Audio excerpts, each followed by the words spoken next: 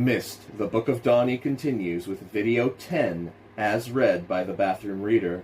I am covering for the Plurality Report, who is super stoked to have Dave Cullen and Computing Forever finally and rightfully back.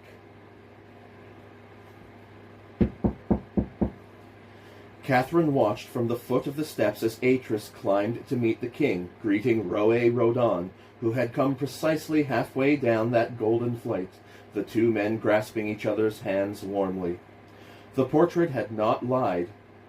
Roe Rodon was a handsome man, with sparkling blue eyes and an air of immeasurable authority. Even so, he seemed genuinely pleased to meet with Atris and greeted him as one might greet a long-lost brother or the son of a favorite uncle. There was no coldness in that greeting, no distance, and that more than anything reassured her. "Well, Atris," the king said, standing back a little, his voice raised so that all in the great chamber might hear, "do you like our land of Tarani?"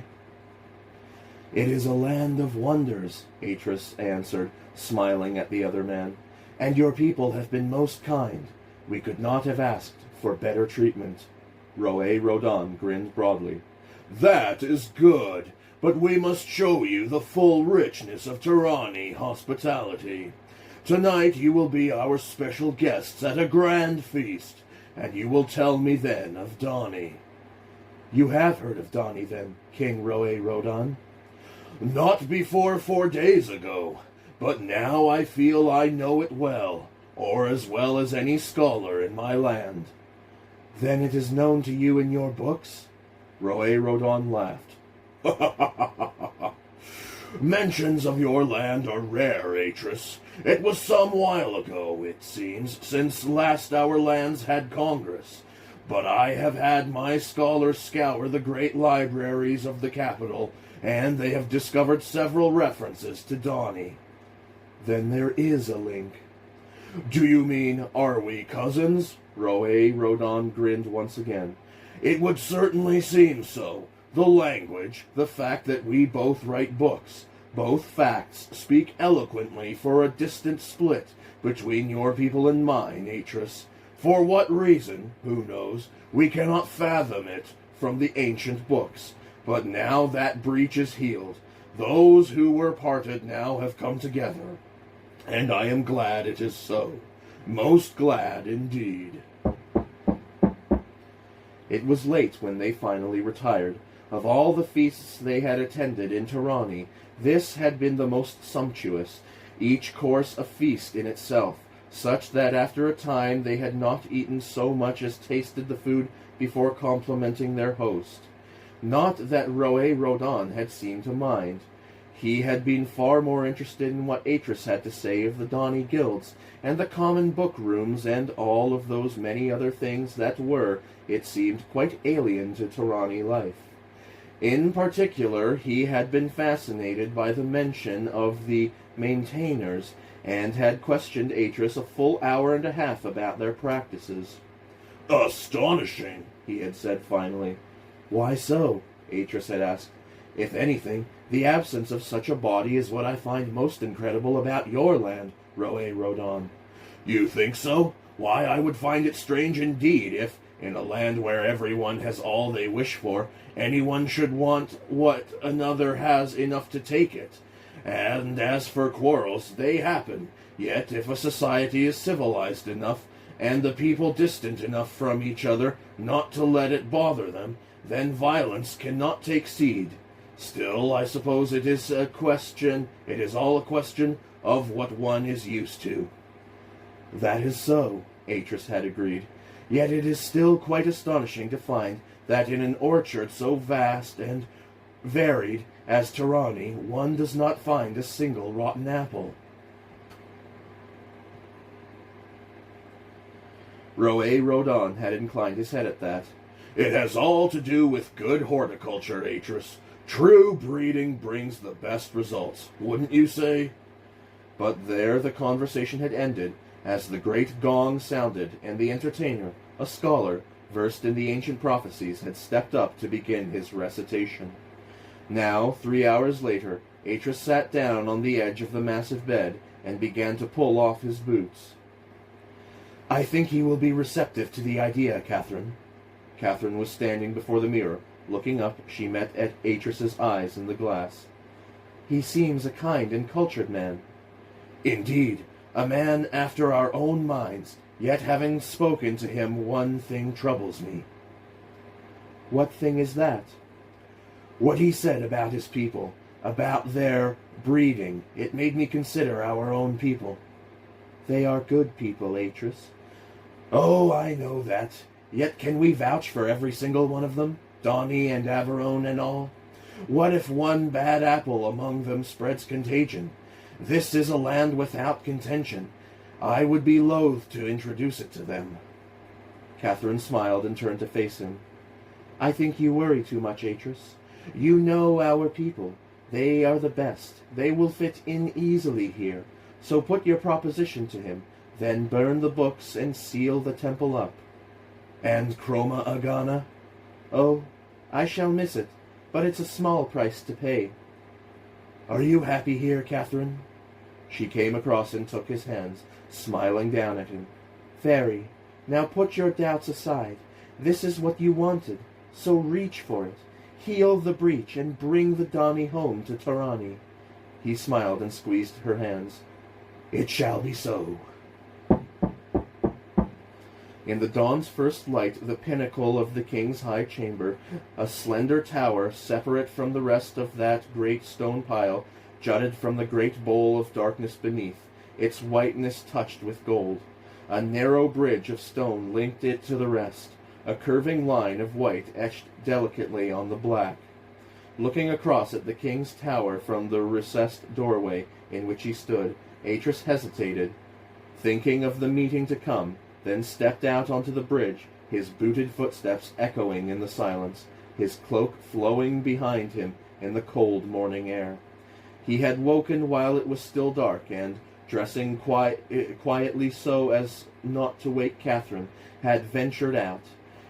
It was not that he had expected to see the king so early. Indeed, he was surprised to learn from the steward that Roe-Rodan was already in his rooms, merely that he felt he needed to walk and consider precisely what it was he was to say to the king that morning.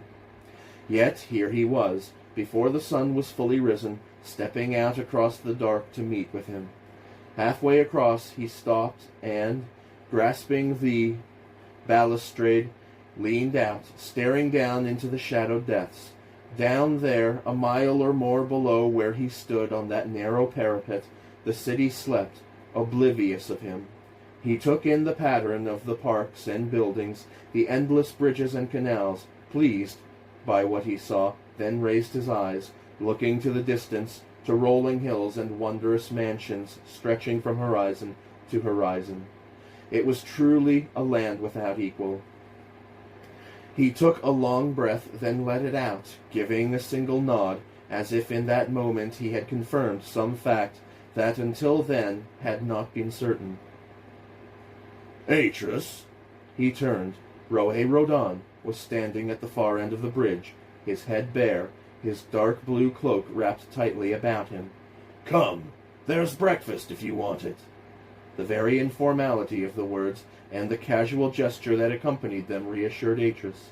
The friendly intimacy of the previous evening was still there between them, and as Atreus stepped up to Roe-Rodan, the other took his arm and, with a smile, led him inside.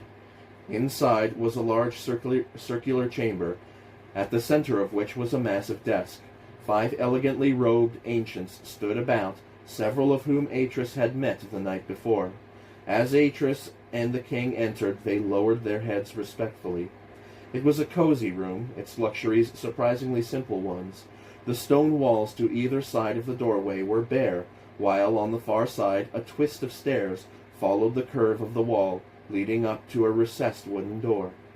After the magnificence of the audience chamber, this was unexpectedly low-key, yet Atreus, looking about him, finally found himself more impressed by this than the grandeur he had seen elsewhere, for this spoke of the more human side of Torani. Gentlemen, we can continue later. Smiling at Atris, the ancients departed, leaving him alone with Roe-Rodan. The king turned, facing him. Did you sleep well, Atris? Wonderfully. Good, he smiled. You know, I am glad to have the chance to speak with you alone. But come, we can talk while we eat. Atris followed the king up the twist of stairs and out into the daylight. 5 narrow steps led up onto a platform. Stepping out onto it, Atris stared in real delight, for it had been laid out as a tiny formal garden, at the center of which was a low table and 2 long chairs. A breakfast meal had been laid out on the table, but it was not that which caught Atris's attention. It was the beauty of the delicate flowers that lay on every side, their tiny blooms cascading over the edges of the platform. Atris went over to the edge and stood there, looking out. There were no walls.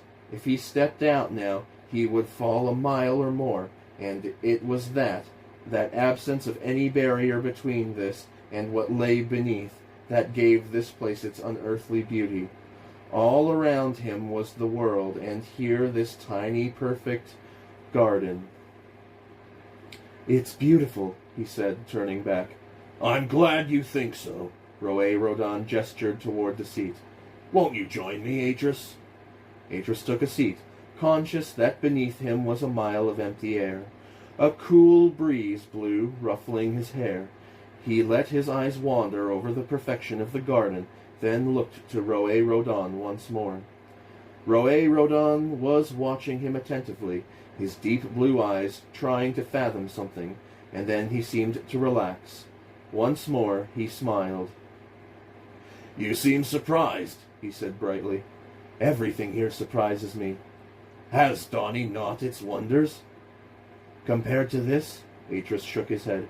No, not even at its height. I see. Roe-Rodan looked down, frowning. You speak almost as though your land were in decline. Decline? No, that is no word for it. The truth is, Donny fell. It is no more, unless you count its ruins. Roe-Rodan sat back, clearly shocked. But I thought... There are survivors, Atris went on, and I have been trying to rebuild. Even so, he met the young king's eyes. I wish to ask you something, Roe-Rodan. The king seemed stunned. Even so, he nodded. Ask. I would like to bring my people here from Donny to settle permanently in Tirani. Of course, there's room for everyone. Yet the king seemed distracted now. Donny fallen. He shook his head once more, then stood. You must tell me all that happened, Atris. Everything. Right from the beginning. Catherine was awake when he returned. It is done, he said joyously. Roe-Rodan has agreed to have us here. Space will be found for all our people. Catherine stood. That's wonderful. We spent a long time talking, discussing Donny, our people, and the tragedy that befell us. And it was strange, Catherine, for I sensed that whilst he was shocked and sad for us, another part of him reacted differently. I don't know what it was, but for by no sign or word was he unkind. Yet... He stopped, conscious suddenly that Aedra was in the doorway. Forgive my intrusion, Aedra began, but I think I can explain. Not many know of these things, but the king most certainly would. No, Atris asked. Know of what? Of the ancient prophecy that Tirani would fall, that a great cloud of darkness would descend and destroy it with its poison breath. Both Atris and Catherine now stared at Aedra. So you see, Aedra went on, your tragedy might prove our joy. At least, that is one interpretation. Since our earliest times, we have dreaded this calamity, and now you come and tell us it has already happened, and that we, here in Tirani, have come through it totally unscathed. You can be sure right now that Roe-Rodan is meeting with his close advisors and telling them this news. Aedra smiled. It will do your people no harm, Atris. No harm at all. Maybe not, yet if I had known this beforehand, I might have broached the matter differently. My husband does not believe in prophecies, Catherine explained. He thinks them unscientific. As they are, but Adra is right, and what's done is done. Our task now is to unify our peoples, and to bring them here to their new home in Tirani. Nothing else must distract us. The king has given his permission. Space will be made. He knows how many are to come. I said 5,000. Adra looked surprised. Is that all of you that remain? On Donny and on Averone, yes. And fortunately so, perhaps, for how would even a great land like this take on any bigger number? With ease, Adra said, a strangeness in his voice. He looked away a moment, then looked back. Did the king say he wished to meet with you again? He did, but not today. He has given his permission for us to return at once to Rojethe, there to organize the link through of all the Donny. Then I shall see to things, Adra said, and, turning, hastened from the room. Atris looked to Catherine. All will be for the best. Yes, but she seemed distracted too. Forgive me, Atris, but I wish to speak with Adra a moment. Something he said. Of course. I shall pack, then see the others. There is not a moment to be wasted. No, she smiled. I shall not be long. Then, turning from him, she hurried after Adra, anxious to catch up with him. Adra was silent on the journey home, withdrawn, and when Catherine asked him what it was, he would not say, preferring to look away from her rather than answer her question. Atris, however, was full of plans, and spent much of the journey back discussing with Catherine and the rest how best to transfer all their people through. Merim, when she first heard of Atris's plan, had fallen silent, and for almost half a day had said nothing. It was only when she understood that Atris meant to include those from Averone that she perked up again, but even then she had her reservations. These she resolved to keep to herself until she had a chance to speak privately with Atris. That chance occurred the first night of their journey back. Atris? She asked, closing the door quietly behind her. Atris looked up from where he was writing in his notebook, then gestured for her to come across. She was silent when he finished. Well? He asked, closing the book. What if they will not come? Your people, you mean? She nodded. It is their home, after all. She hesitated then. Could you not write a book from here to there? No, Merim. She looked down. It will be all right, Atris said. They will be happy here. There must be seas on this world. We'll ask Roe Rodan to find a place for them beside one. So do not let it trouble you any more. There's a great deal of work to be done. Arranging the move. Let that fill your mind over the coming days. She looked up and smiled. Atris returned her smile.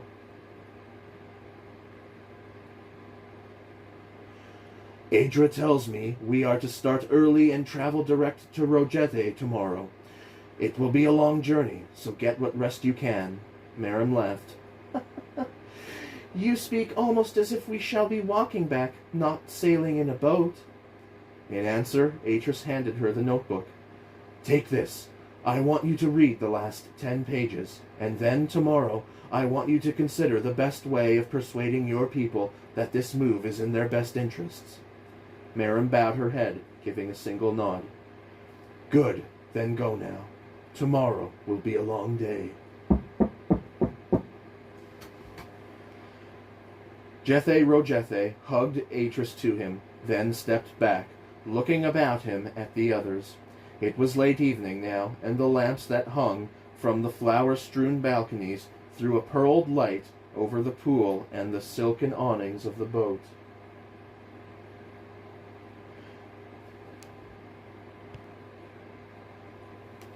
I hear that everything went well, Rojethe said.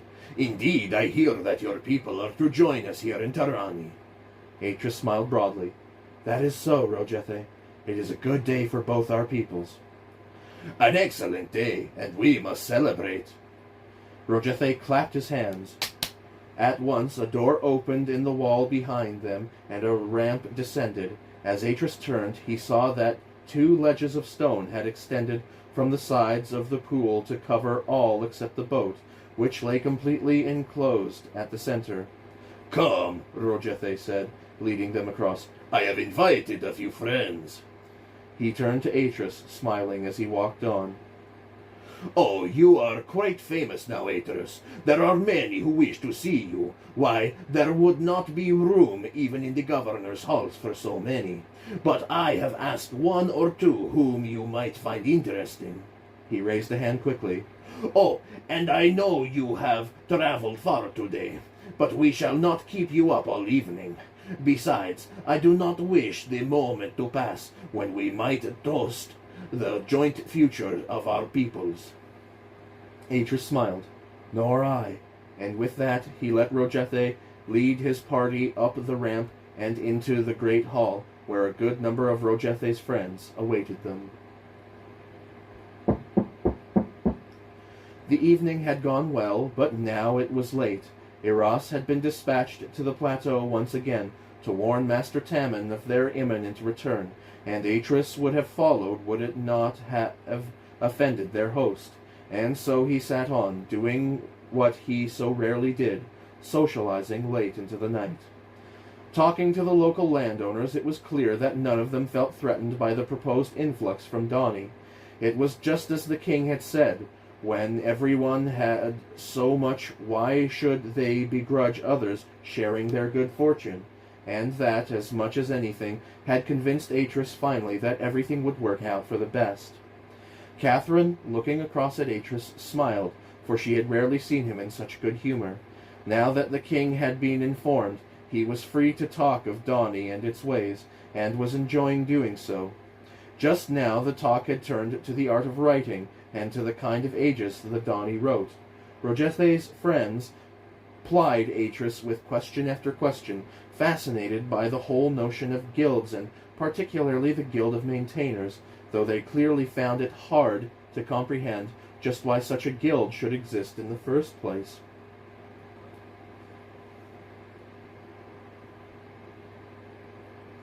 "But why?" one of them insisted, for perhaps the dozenth time. "Why do you need such a highly specialized guild?" "To restrain the weaker mind," Atris answered patiently, "to protect against faulty ages, and to ensure there is no abuse of the ages." Another of the locals laughed, a drunken laughter. "But civilized people control themselves, so they can be seen." Atris laughed awkwardly, not understanding the statement. The local continued. "We write, we live, we control ourselves, we are seen," pounding his chest with each "we." "I beg pardon," Atris said, still smiling and looking for a clue to what was being said.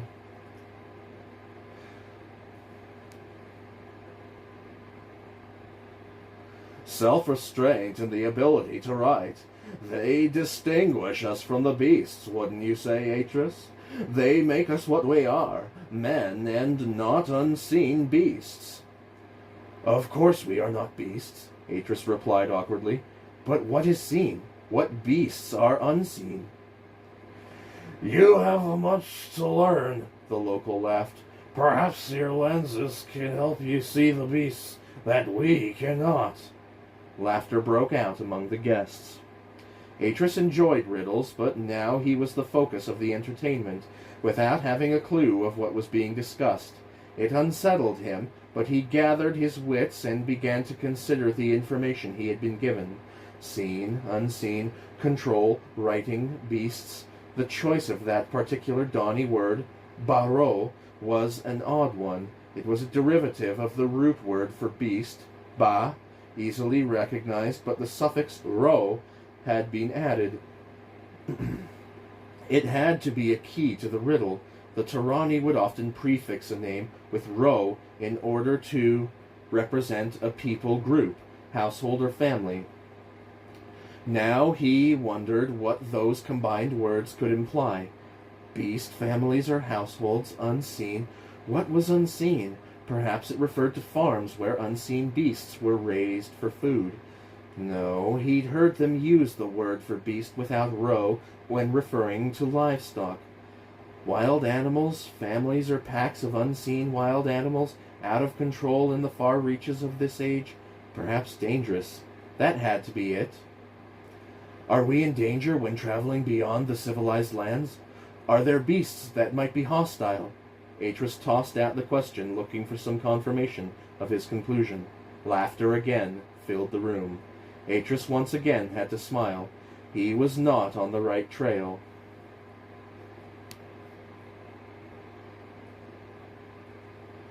The beasts are neither civilized, nor distant, nor hostile, nor seen.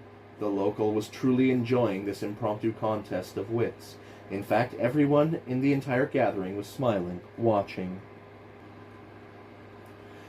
Except Adra. Atris noted that he was hanging on every word of the exchange, but intensely, deeply staring at Atris without a hint of a smile on his face. It was enough of a contrast to the others as to cause Atris to lose his train of thought.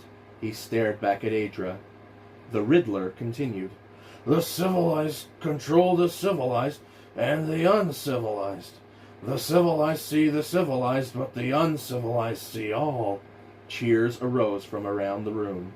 Atris glanced back at the speaker, the last clue simply adding to his confusion. He smiled and raised his hands upwards, signaling surrender. The guests erupted in applause as the Riddler took a bow. Rogethe stepped in. Atris, it is not so difficult. You will be surprised at the answer. He was smiling broadly. Writers and non-writers, it is merely a riddle of words. Barrow, or beast people, and Arotanti, non-writers, otherworlders. Clever, yes? Atris let the words sink in, still not grasping what the connection was. Beast people? Why, yes, Rogethe replied, reaching across to take a fresh cup of wine. It is, after all, only we Terani and Dani who can write. The Arotanti have no such talent. It is why things are as they are. Surely it is so in Dani, Atris? Arotanti. Catherine, grasping the riddle, felt herself go cold. She had not heard the term since Atris's father, Gen, had used it. Outsiders, it meant. Book-worlders. Those who were not of Dani blood. Or Terani. Atris sat up straight. With great respect, you are mistaken, Rogethe. The Arotanti can write. You have only to teach them. There was a shocked silence. All eyes were on Atris now, as if he had spoken something obscene. Rogethe looked aside, clearly embarrassed. You jest with us, Atris. Surely. Atris looked about him, his eyes going from face to face, not understanding what was going on. But Catherine writes, and she is Arotanti. There was a universal gasp. A look of utter shock had come to Jethe Rogethe's face, while all about the chamber men glared at Atris and his party with open hostility, while their wives and daughters blushed and looked down. Even several of the stewards, who were not known to react, had glanced up at Atris's words, and were looking to one another as if asking what to do. Take care what you say, Rogethe said, wiping his mouth. But it is true, Atris said, ignoring Catherine's hand on his arm.